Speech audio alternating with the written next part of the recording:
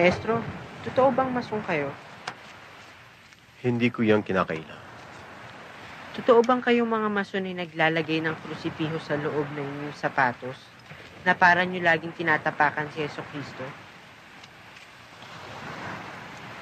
Saan mo narinig yan? Yun po ang sabi ng mga pare sa mga magulang ko. Sinubukan mo na bang maglagay ng buti ng mais sa loob ng iyong sapatos? Masakit, hindi ba? Hindi ka makalakad. Bakit ngayon ako maglalagay ng haspiyo sa loob ng aking sapatos? Huwag natin masyadong sinisisi ang lahat sa simbahang Katoliko. At sabi ko nga kanina na yes, galit na galit si Dr. Jose Rizal sa mga praile nun, sa mga paring Katoliko nun, pero hindi ibig sabihin nun na galit siya sa simbahang Katoliko. And in fact, before he died, bago siya barilin sa luneta, ay alam nyo ba that he embraced his Catholic faith? Alam nyo ba yon na Dr. Jose Rizal embrace his Catholic faith at binitawan niya ang pagiging mason niya, ang pagiging Freemasonry niya. Namatay siyang Katoliko at binitawan niya ang pagiging mason niya, ang pagiging member niya ng Freemasonry. Meron ako share sa inyo na article na nagsasabi na si Dr. Jose Rizal ay namatay na isang Katoliko.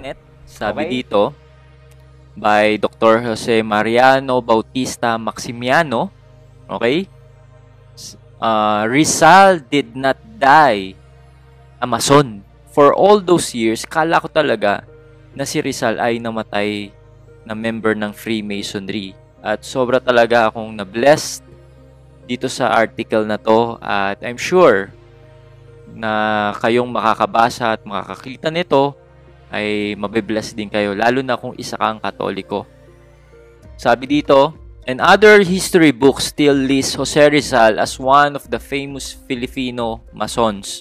Although Freemasons still hail our hero in the Hall of Fame and his name praised to the heavens, Masons today cannot deny that at his last hour, Rizal renounced Masonry and embraced the Catholic faith, receiving the sacrament of matrimony, reconciliation, and Holy Eucharist before he proceeded to his death march. Amen, di ba? So actually mahaba pa to.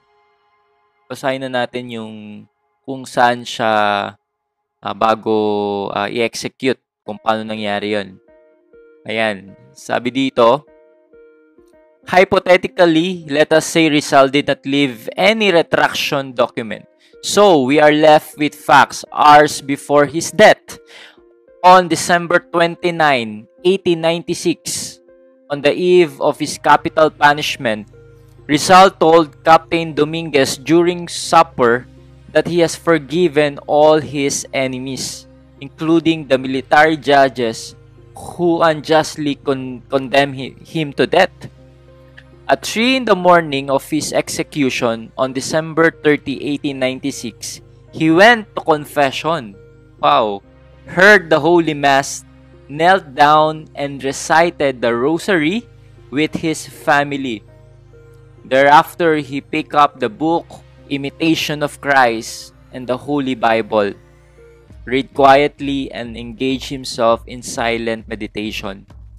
Few hours before his execution, it appears that our hero got reconciled with God through God's representative. Amen. So, dito makikita natin na nasa state of grace si Jose Rizal nung bago siya mamatay. And at 5 in the morning of December 30, teary-eyed Josephine Bracken and his beloved sister, Josefa, entered the room.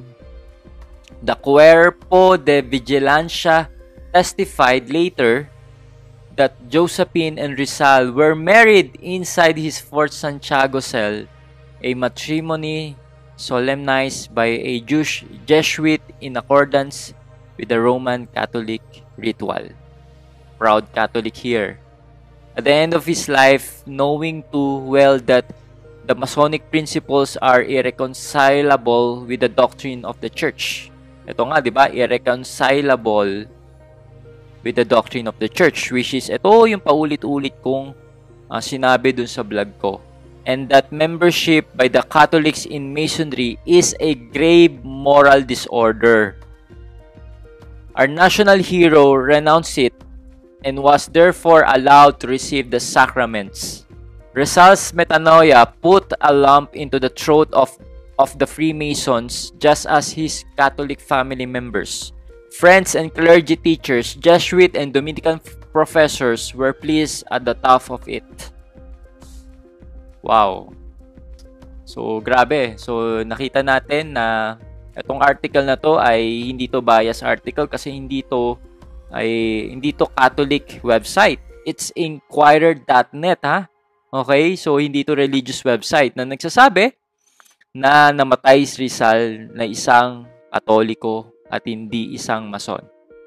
And talagang sobrang nakaka-proud maging Katoliko na even on his last day, pinili pa rin ni Rizal kung ano ang tama. Kitang-kita naman at nabasa nyo rin na before he died, before siya i-execute si Dr. Rizal, ay in-embrace niya ang Catholic faith niya at tumanggap siya ng mga sacramental.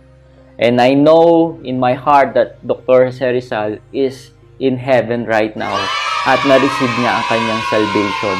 Alam nyo, before ko mabasa tong article na to, na iniisip ko, meron akong pananaw nun na iniisip ko, paano kaya yung naging salvation ni Dr. Rizal? Nasaan kaya siya ngayon? Nung nabasa ko yung article na yan, ay dun ko nasabi na I know in a fact na si Dr. Rizal ay nasa langit na ngayon.